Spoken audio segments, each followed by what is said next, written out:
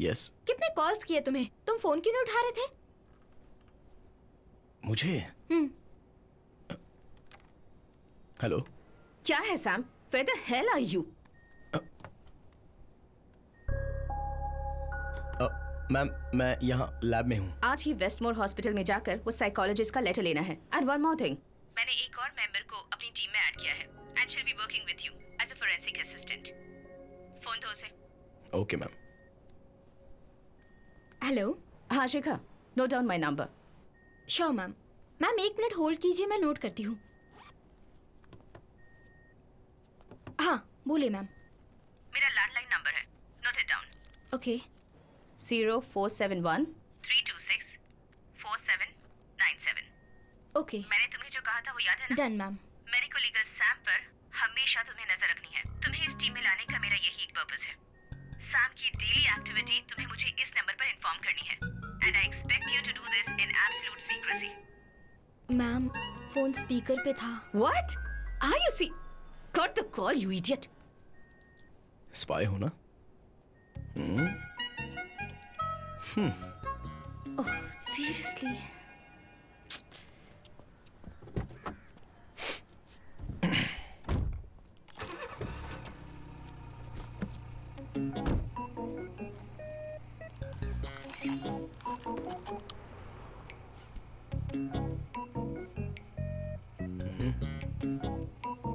Department की गाड़ी नहीं लग रही, सीट बेल्ट नहीं बांध रहे।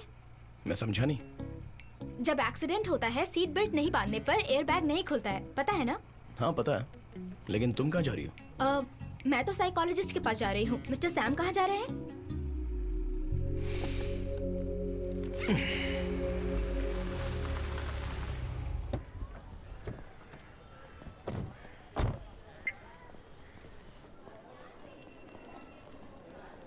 Excuse me. Doctor Alphonso Kurian का रूम कहाँ है? B block. Thank you. Welcome. Wait.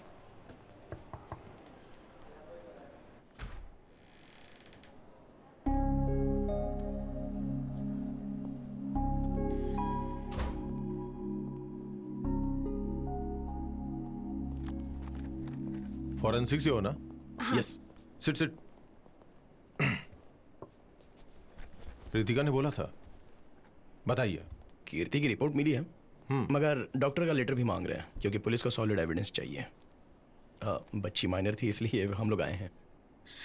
Ritika की क्वेश्चनिंग के बाद 2 घंटे में रितिका के साथ ही बैठा हुआ था। बेटी के खोने के बाद ट्रॉमा के अलावा मेंटली वो बिल्कुल नॉर्मल है। ओके।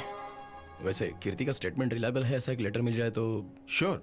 उस केस की जो भी डिटेल्स है मुझे दे देना। हाँ ओके। हाँ मैं लेती हूँ सर।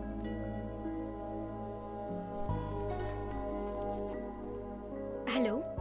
हाँ दिव्या और कीर्ति के केस की डिटेल्स के लिए कॉल किया है। व्हाट्सएप पर मत करो, मैं नोट करती हूँ। 1 मिनट रुको। Okay 1 second. नहीं तुम बोलो, मैं नोट करती हूँ। हाँ 280। हाँ ओके।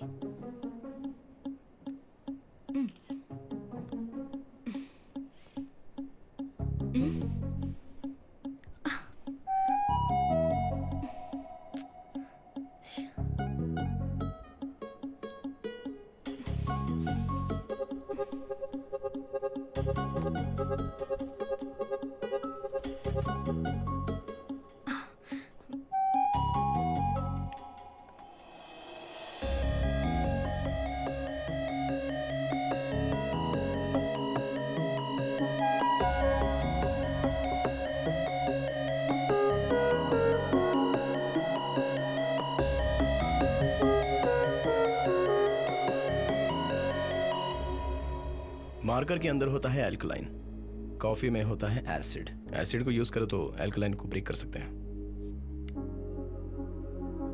एक छोटी सी केमिस्ट्री ट्रिक है ना बेटी? ये लो। Thank you. By the way, क्या नाम बताया तुमने? Samuel John काटुकारन। काटुकरण मतलब कहीं आप इब्राहिम सर के ग्रैंडसन है। हाँ तो जेवियर जॉन मेरा भाई है। मैं इसका चाचा हूँ। Okay okay okay, thanks. Bye. Thank you.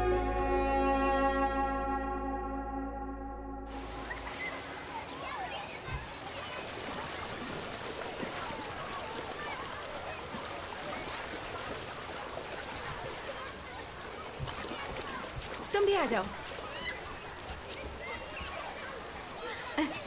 थोड़ा अंदर, स्माइल करो। अरे सुनो,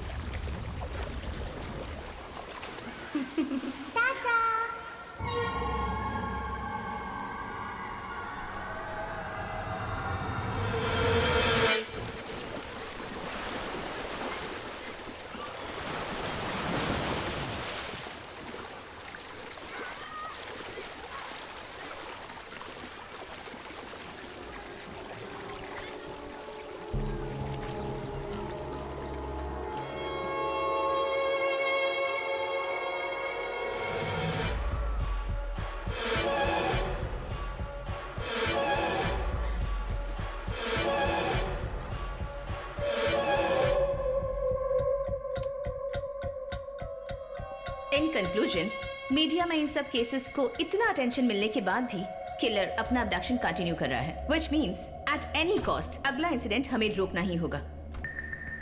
दिव्या के मर्डर केस को इतनी इंपॉर्टेंस मिलने की वजह भी यही है कि उसकी बॉडी कॉर्पोरेशन कंपोज साइट के बाउंड्री के पास से ही बरामद की गई थी। ऐसे पब्लिक प्लेस में मिलने के बाद एक्सपोजर को कंट्रोल करना, that too with our resources. Amusement park में से मिसिंग होने वाली दिव्या हमारी टॉप प्रायोरिटी है। I am on it sir. Okay, you come with me.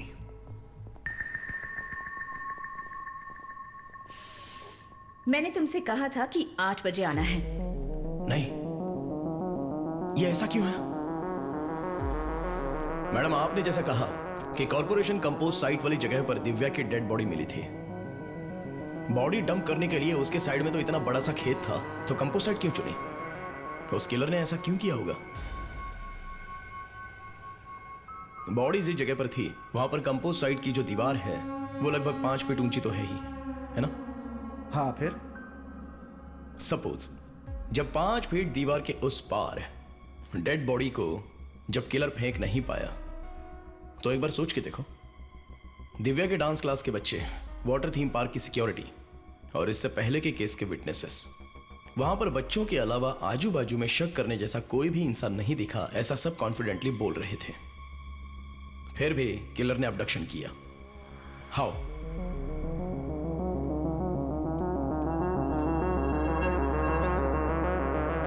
Divya के ड्रेस में ये स्प्लैश पैटर्न, किसी के साथ चलते वक्त साइड बाय साइड उड़ने वाली छींटें हैं, जो कि आप यहां पर देख सकते हैं। और उस डांस स्कूल के पीछे की साइड का नैरो पैसेज 4 फीट हाइट का है।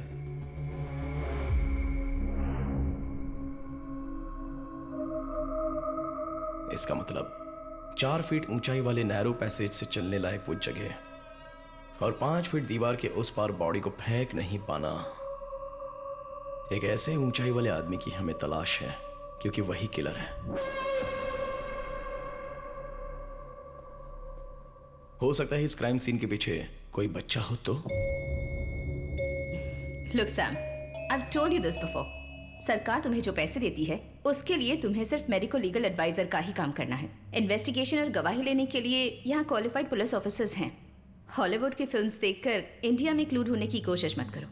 मैडम, आपने अमरजीत शाह का नाम सुना है?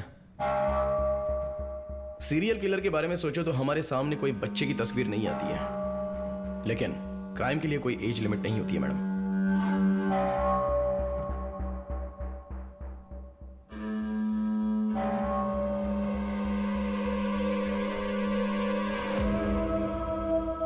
ये देखिए, अमरजीत शाह, सीरियल किलिंग के मामले में अरेस्ट होने वाला दुनिया का सबसे छोटा क्रिमिनल। इसकी एज आप जानती हैं क्या है?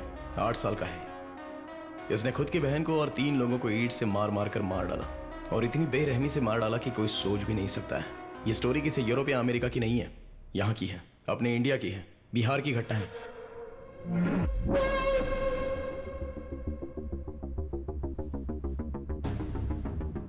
और सिर्फ इतना ही नहीं, मैरी बेल और उसके साथ रॉबर्ट थॉमसन 10 और 12 साल के चाइल्ड सीरियल किलर्स दुनिया की बहुत सारी जेलों में सजा भुगत रहे हैं। Children are definitely capable of violent crime, इसलिए तो हमारे यहाँ एक जुवेनाइल सिस्टम है madam. Okay Sam, that's enough. Nonsense. अपनी बनाई थियरी अपने पास रखो। तुम्हारी और तुम्हारी फैमिली की थियरीज मैं पहले भी बहुत बार सुन चुकी हूँ, समझे?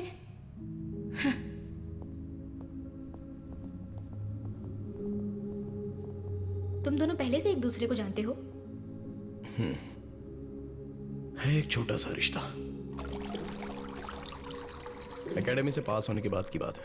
मेरे भाई और रितिका की मैरिड लाइफ में रितिका को जॉब के लिए एक छोटी सी ऑब्स्टिकल के अलावा उनके बीच और कोई प्रॉब्लम नहीं थी, और रितिका ने हमेशा अपने काम को ही इंपॉर्टेंट समझा।